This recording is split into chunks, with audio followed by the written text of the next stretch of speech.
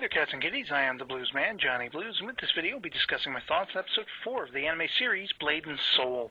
This was quite a compelling episode, I have to say, picking up right where we left off, on the coattails of Aruka's having been shot off the side of a cliff by Hazuki Jin at the end of the last episode. We find out that she actually did manage to survive. And I love how we're also calling back through recollections and visions of the past, dreams, if you will, everything that came before, going all the way back to the clan of the sword, the Tsurugi clan, and a mission where she, was acting as an assassin per her order, her clan's orders, and her master, Master Han, or sensei, if you will, is trying to challenge her, what is the use of the sword? What does the sword mean to you personally? And he's really rocking her with a lot of philosophy, or at least these are things that he tried to instill in her before his untimely death at the hands of Errol Jin, which is why she's seeking vengeance for her clan's order and everything like that. And apparently she is the last surviving member of the clan of the sword. Why it is that the Param Empire and Errol Jin specifically decided to kill Master Han, is a mystery. We'll have to wait and see what happens if we ever get an answer to that.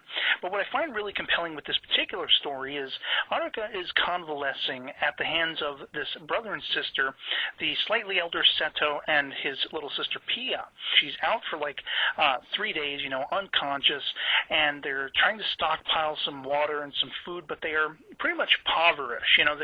They're completely poor and have no money.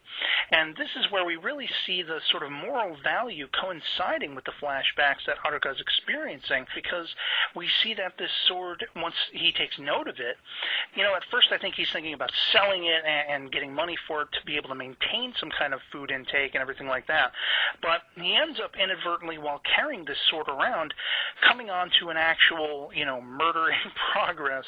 A thief is murdering these two innocent bystanders, stealing all their goods. Apparently, this guy makes a career out of it because he's got a bag full of jewelry and gold and stuff like that.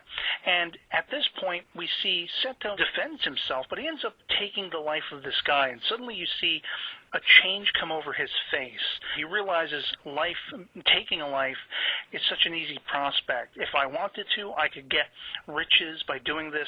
So he falls in line of that thinking that Master Han's warning Aruka against, about letting the sword consume you, become all-consuming. And this is exactly what Seto ends up experiencing firsthand. Her eyes take some time to heal and shift and adjust to her surroundings, and she's pretty much still bedridden. And, all the while this is going on, Seto is going out and committing these atrocities, murders, to steal things, get them food and everything like that. He has been completely corrupted. It's a perversion of the power of the sword.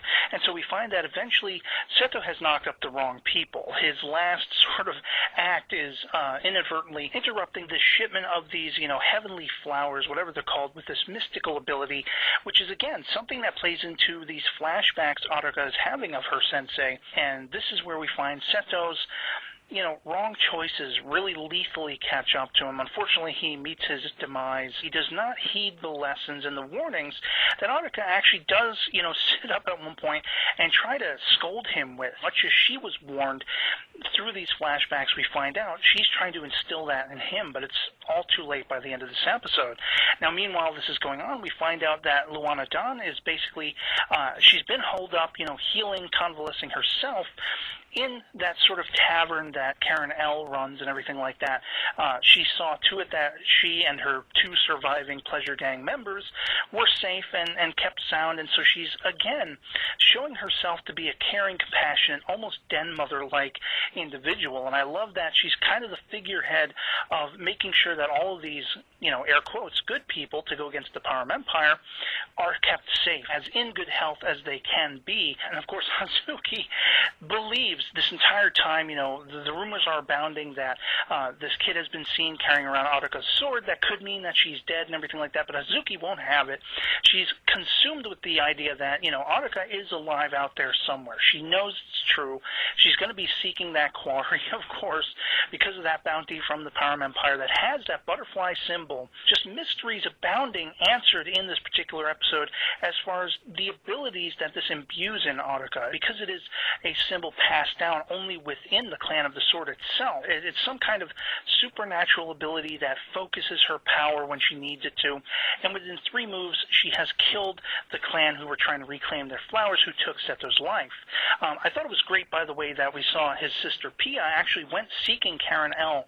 I kind of hoped we would get a hint along those lines that she would be okay, and Karen L had actually had run-ins with them in town, so she was very willing to take the child in if she promised to stay the course, as she put it, with any job, employment that, Karen would give her. So I love that she's well taken care of by the end.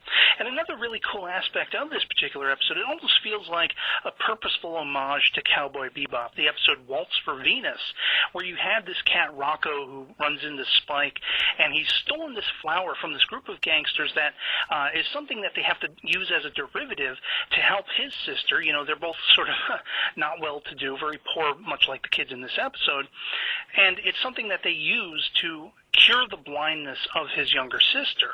And in this episode, we kind of have all of those elements. Seto steals flowers from gangsters, loses his life, much like Rocco does in that Waltz for Venus episode of Cowboy Bebop. We have the blindness representative through Aruka, her healing, her convalescence. Her eyes are one of the trouble spots. And so it's almost like there was a knowing homage going on in this episode for Cowboy Bebop, which just earns extra points in my book for this series. And so, yeah, this episode kicked a lot of ass. I enjoyed the hell out of it, and that'll be pretty much it for me on this. I hope this video finds you well, and I'll catch you all later. Peace.